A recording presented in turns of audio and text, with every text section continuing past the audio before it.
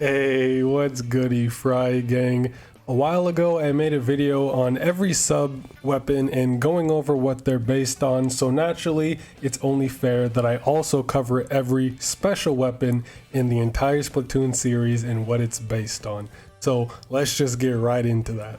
And unlike the last video, I will be going in alphabetical order here and not by series or not by game. So the first one, we start with Baller. And if it isn't obvious, this is clearly based on a Sherm tank. Now the next one is Big Bubbler, and just a quick note, for a lot of these specials, they seem to just be Splatoon originals and not really have any kind of distinct inspiration and just something the dev team came up with, just like Big Bubbler here. And I was initially going to leave them out, but I figured I should just include everything, even if they're not based on anything, just for posterity's sake and having everything, just to be fair. But Big Bubbler, like I said, appears to just be a Splatoon original, not really based on anything. It contains 3 parts: a barrier, a generator, and a launcher. And inside of the bubbler, it has a squid beacon. And if you watched the last video, you would know that the squid beacon is actually based off of an airport surveillance radar. So it's really just that with a big bubble around it. Bomb launcher is actually very interesting, and despite what you may think, it actually has a very fitting inspiration. So here the bomb launcher is based off of the Ultra Machine. Now the Ultra Machine is a batting toy distributed by Nintendo and designed by none other than Gunpei Yokoi in 1967. The toy was part of Nintendo's Ultra Toy series, which included the Ultra Hand and the Ultra Scope. It launched softballs that could be hit with a bat. It sold over 1 million units and was released elsewhere as the Slugger Mate. So this is basically just a shooting machine for practicing batting in baseball. So I like how Nintendo includes their own stuff as inspiration for weapons and things in Splatoon, just like NZAP and S-Blast as well. Technically the one next is Bomb Rush, but it's basically just the same thing as Bomb Launcher. So the next noteworthy one is Booyah Bomb. And this is actually my second favorite special in the entire series. I love using Booyah Bomb. And it seems to be based on the Spirit Bomb from Dragon Ball, created by Akira Toriyama. So rest in paradise to Akira Toriyama. He passed away recently. Very, very tragic. Very sad for Dragon Ball and Dragon Quest fans around the world. So may he rest in absolute eternal peace. But Booyah Bomb is most likely based on Spirit Bomb from Dragon Ball, and this is especially reflected in its ability to become stronger the more people cheer on the user. Bubble Blower is next, and what the hell do you want from me? What do you expect me to say here? Okay, Bubble Blower is based on a bubble blower, one of those little fucking bubble sticks. It's as surface level as it gets, really. Bubbler is up next, and yeah. Crab Tank is based on a hamster ball. If it wasn't obvious enough, just look at it. Does that not look like a hamster ball to you? At least the outside cannons resemble a style of junctioned exhaust headers, mainly used in speedboat engines, so at least it has some type of like watery inspiration to it. Next we have Echolocator, and I mean, this really isn't based on anything since it doesn't have a physical form. It's just kind of a special that locates your enemies for you, which was just reworked in a point sensor later on, or I guess Wave Breaker, but we'll get on to Wave Breaker later. But yeah, Echolocator doesn't really have any inspiration except for that it echolocates, I guess. Again, with another special that doesn't really have a physical form-ish, kind of, that doesn't really have an inspiration, is Ink Armor. The closest thing I could find the Ink Armor could be related to is the Uber Charge from Team Fortress 2, as both of them cover players that are affected with their team color and a metallic sheen, as well as make the eyes of any affected players glow. But that's really about it. If anything, that's where the inspiration for for Ink Armor came from, but I really can't say for sure. Inkstorm. Finally, another special with actual real-world inspiration is InkVac, and this one is pretty simple. It's just based on a diesel-powered backpack vacuum cleaner or leaf blower, which it can suck in like a vacuum and blow out like a leaf blower, which backpack vacuums and leaf blowers do, or at least leaf blowers can suck in and blow out. But it's just a backpack vacuum mixed with the leaf blower, really is all it is. Inkjet was also one that was pretty tough to find an inspiration for. It just looks like a generic jetpack. The jetpack has what appears to be a plastic water bottle or soda bottle filled with the user's ink connected to the large gray tube and a metal device. So at least for the bottle part, it makes sense since Nintendo really likes making bottle and can references in this game for some reason, especially for soda. But at least for the name Inkjet, it may be a reference to inkjet printers, and the Inkjet looks very similar visually to the hover nozzle on Flood from Super Mario Sunshine, so that's actually pretty cool since Super Mario Sunshine is the best 3D Mario game and you will never be able to change my mind on that.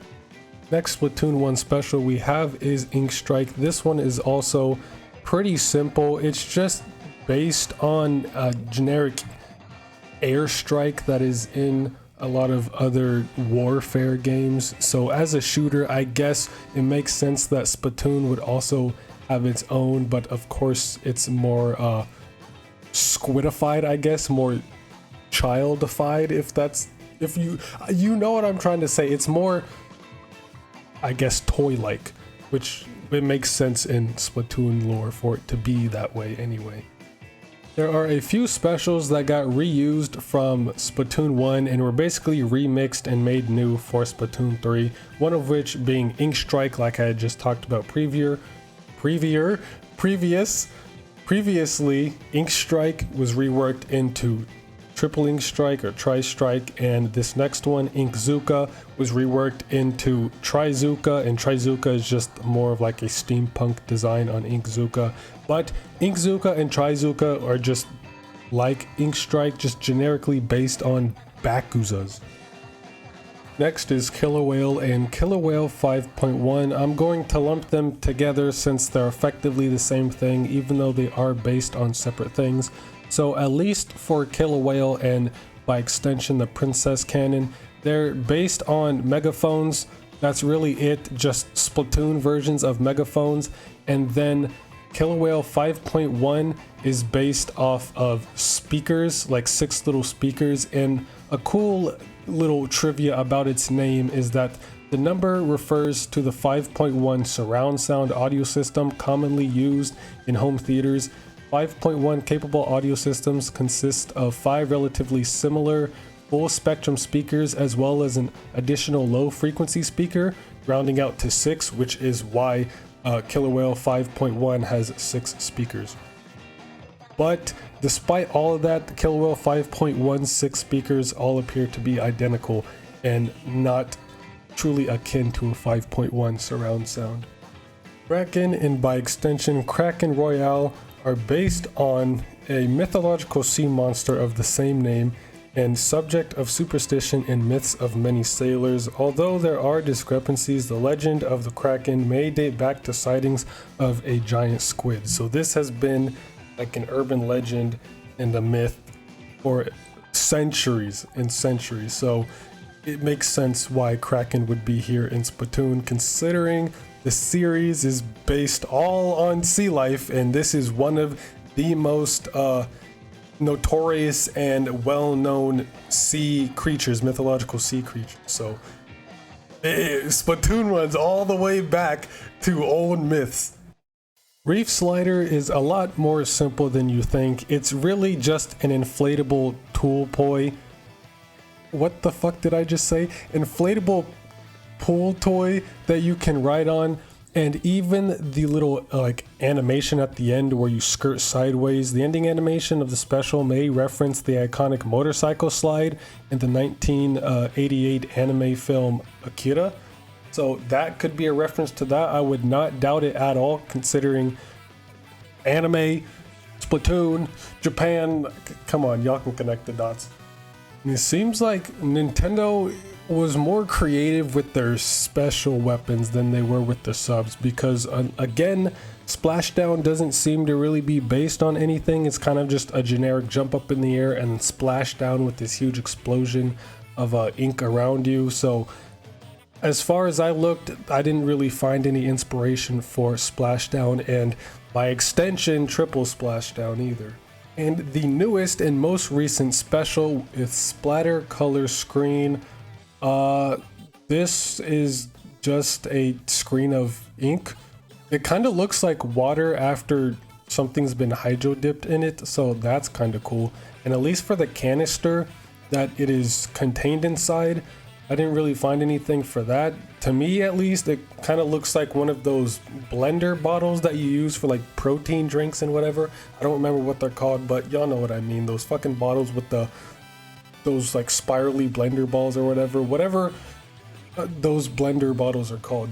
That at least looks like what it's based. Next up, we have Stingray. Yes, you heard me, Stingray. I hope your PTSD triggers, as Stingray is actually pretty cool. Stingray is based off of a pressure washer, particularly a gas-powered one, hinted by the ambient sound that the weapon makes when not firing. It looks very similar to Hydra. I guess it's just because the colors, but they're both very high-pressured machines, with Stingray being a pressure washer and Hydra being a fire hydrant. So at least the designs are consistent with each other, even though they don't really have anything to do with each other, just the theming of high-powered pressure apparatuses. Next, we have Super Chump, which, by the way, I have come to appreciate a lot lately since I've been playing a lot of NZAP and Gold Digaroo a lot lately. I really like this special way more than I probably should. Regardless, I feel like this is also based on one of Nintendo's other like toys or anything else they've made, like NZAP or the Ultra launcher that I talked about earlier for bomb launch, but I couldn't find anything. They just seem to be decoy bubbles and like scaled up versions of suction bombs, obviously a lot weaker. But surprisingly, this isn't based on a Nintendo toy, and I'm kind of surprised that this hasn't really become a toy either, or at least for like some merch, having some real life Super Chumps of like little plastic Super Chumps to have as like decorative pieces. That would go very hard, but knowing Nintendo, if they ever did do that, it would probably just be Japan exclusive, like 90% of the other fucking Splatoon merch out there. It's so sad. Please just let us have any kind of merch. Now we get to Tacticooler, my third favorite special in the entire series. And Tacticooler is, as the name implies, just a tactical cooler. It's just a cooler that deploys 4 drinks, but the cooler itself is in the shape of a soda can, so that's pretty consistent and really cool. But I absolutely love the jingle that plays when you deploy Tacticooler. It's so satisfying, and it's probably my favorite jingle in the entire game of Splatoon 3. I love it. And now we get to my favorite special in the entire series, and probably will always be my favorite special, Tentamissiles. Now, Tentamissiles actually have a lot cooler of an inspiration than I thought. The Tentamissile launcher appears to be a pair of modified soda crates, as hinted by the logo, which looks like the Coca-Cola brand logo and can be found on vending machines around Inkopolis Square. This is further hinted at by the fact that the projectiles that the Tentamissiles shoot look like soda bottles of some kind. But the cool part is that these missile launchers that we actually use resemble the M202 Flash rocket launcher. Just a bit, but obviously just a lot more bulky. So that's very cool. I like Tentamissiles a lot. Very, very fun special. I miss Splatoon 2. Now for Ultra Stamp, which is probably my least favorite special in the series, I fucking hate this special so much that Luna Neo got so robbed. We were so close to having Cluna back. Kensa Luna Blaster, bro, I miss it so much. We already got the Splodacan, and all they had to do was put Ink Storm. All they had to do was give it Ink Storm, but they gave it goddamn Ultra Stamp. Regardless of that, Ultra Stamp seems to just be a squeaky toy hammer. And nice little trivia, not really trivia, is that on the handle there's actually the Nouveau sticker, while on the bottom of the stamp itself is the Squid Force logo. Now for Wavebreaker, the closest thing I could find on its inspiration is like a pop and catch toy.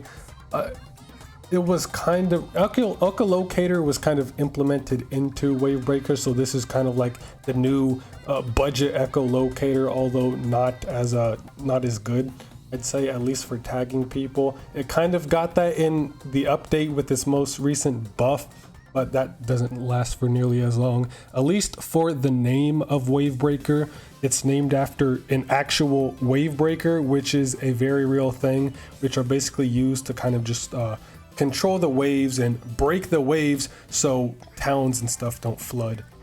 And lastly, for the final special in Splatoon, we have Zipcast.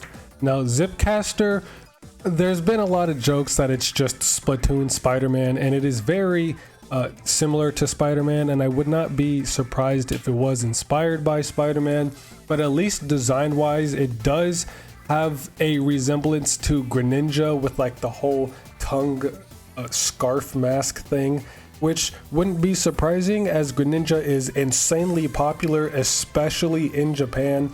I think at one point Greninja won a poll for most popular Pokemon in Japan, so Greninja is every goddamn where, so it wouldn't surprise me if Nintendo wanted to sneak Greninja into Splatoon for some reason. And there it is, that is every single special weapon we have in Splatoon so far across all 3 games. Pretty fun. A lot of these didn't really have any inspiration. A lot more of them than I thought didn't really have much real world inspiration, and a lot of them seem to just be Splatoon originals, so at least Nintendo got very creative on the special weapons at least. I guess since it would be kind of harder to base special weapons off of real life things, but I'm not complaining. So it was fun making these videos about the subs and specials. I'm not going to do one for main weapons as Chara already did that, so you can easily go find his video on it. But yeah, that's really about it. This video is long overdue. This should have been done like 2 weeks ago, but at least it's here now. I'm a very chronic procrastinator. Better late than never, I guess. But yeah, that's really about it. Hope y'all have an amazing day. See you next mission and play some goddamn Splatty.